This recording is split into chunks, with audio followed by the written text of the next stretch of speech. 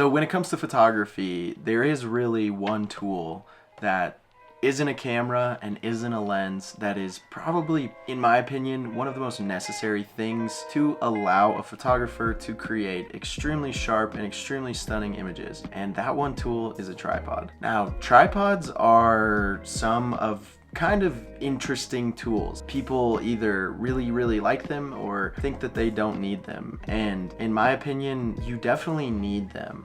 There are just so many reasons for having a tripod, and there's so many ways that they can just allow you to really step up your game and just allow you to take way better photos. So in this video, I'm kind of just going to be breaking down the reasons as to why I think that every photographer should get a tripod. So without further ado, let's just get into it. Now, if you've ever been out taking photos and you've come back and had some photos turn out kind of blurry and not as sharp as you initially intended them to be, now a tripod can help you fix that, because a tripod offers stability. And a lot of times when people are new, they start shooting at lower shutter speeds, which kind of makes their shots a little bit less sharp and a little bit more blurry. So with the tripod, when you are shooting at lower shutter speeds, it just really allows you to take the kind of photos that you want, and it allows you to get those stable shots even when your shutter speed is super low.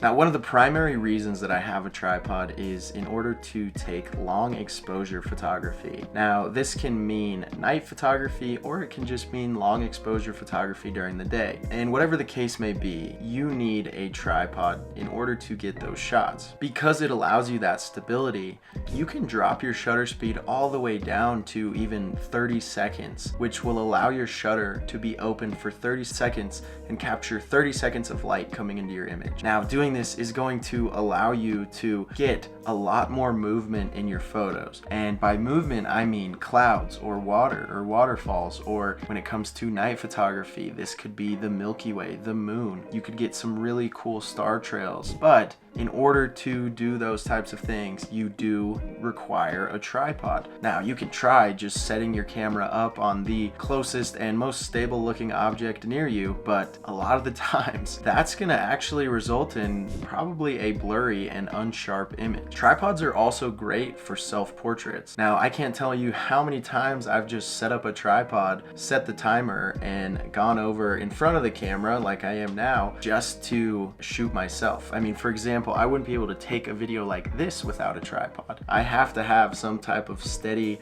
thing holding my camera in order for me to film a video like this, because I don't want to hire someone to just stand there and film me while I sit here. That would be super weird. So a tripod allows for that as well. Now, tripods also allow you to get some really creative angles because they allow you to add a lot of stability in your images. You can kind of set them up wherever and you can get some really interesting photos with them. And because they're so stable, you don't necessarily have to be around when they do end up closing the shutter or taking the picture. So for example, you can get a button that will allow you to click your shutter when you're not even near it. So when you're super far away from it, but because you want your photo to be stable, you would want to set your camera up on a tripod. So, and the last thing I'm just going to talk about is just camera shake. And in my opinion, camera shake is the #1 thing that ruins people's photos. Think they've taken a really great photo, they get back home, start to edit that photo, and wouldn't you know it, it's unsharp and it's really blurry and kind of out of focus. But with a tripod, you would get your photo in focus and not blurry, because there is absolutely no camera shake when you are using a tripod. Now, when it comes to which tripod to pick, there are a bunch of different options. There's a traditional tripod, which has a clip that rotates up and down like this. And then there's a ball tripod. Now, I personally prefer the ball tripod because it allows me to turn my camera in different angles depending on what I'm shooting in, where my legs don't have to be perfectly straight as long as my camera is. And that's one benefit to the ball tripod. Now, I personally think that the ball tripod is great, but when it comes to photographing real estate stuff, it can get kind of annoying, because when you are photographing real estate stuff or houses houses or anything like that, buildings for example, doing like street photography or architecture photography, it's not gonna help you line up your vertical lines perfectly vertical and your horizontal lines perfectly horizontal. They're gonna be a little bit tilted off unless you get a level or something and really make sure that you're getting it exactly perfect. Whereas with a tripod that just normally does an up and down kind of movement, you will be able to level your photos out exactly perfect every single time without making it more difficult for you as the photographer. But for me, as a primarily landscape photographer, I love the ball tripod and I think that it is the best decision for me personally. So just keep that in mind. It can depend on what type of photography you are doing. So yeah. Anyways, you definitely should get a tripod. If you are thinking, man, they're way too expensive, there are some great tripods on Amazon for super cheap.